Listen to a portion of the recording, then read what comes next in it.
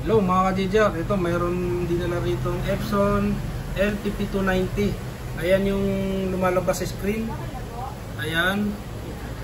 Tapos, ito bossing yung pagka nag-print kayo, nag-xerox, scan, yan ang lumalabas sa laptop or computer nyo. Ngayon, ang ginagawa rito, nire-reset para back to zero po yung printout nya. May maximum po tayong printout. Kaya yan, gagawin natin. Pupunta tayo sa receiver natin. Yan. Kung wala naman, ilalagay ko dyan yung link.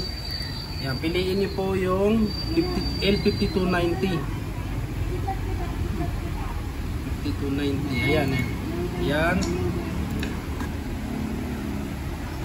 Ganito bitsura ng receiver. Ayan. Tapos, select niyo po yun. Hanapin niyo yung port 5290. Yan. Tapos, wasting pad. Huwag mo na i-check tol, diretso mo na. Check niyo po yung tatlo. Tapos initialize.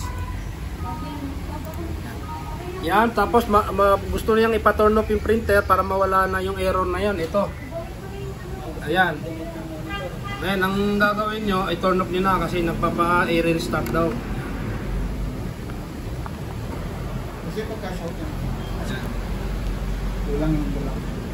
Ngayon, pagka na-restart po, pag on natin ulit, wala na yung error na yun. Tapos yun, pwede na po kayo mag-print ng kahit marami na naman. Ayan, 5290 po yan.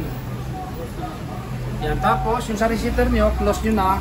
Ay nga pala mga ka-JJR, pagka once na nag-reset kayo or mayroon po kayong receiver, huwag nyo pong kalimutan i-turn off yung antivirus nyo bago nyo po buksan, i-open yung receiver nyo. Kahit anong printer po yan. Kailangan naka-turn off yung antivirus. Ayan, tapos on nyo na po. Makikita nyo wala na po yung error.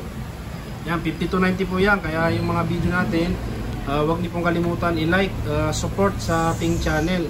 Kasi lahat po ng mga printer na pinapareset or ginagawa ay binibideo po namin. Ayan, wala na po. Tapos test print po kayo. Makikita nyo makakapag-print na kayo.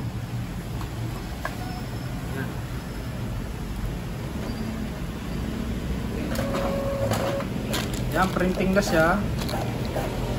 Yan, ayos naman yung print out ni sir. Reset lang talaga. Kaya yung ganun lang po siya mag-reset mga ka-JJR. Kaya huwag niyo pong kalimutan i-like ulit. Maraming salamat.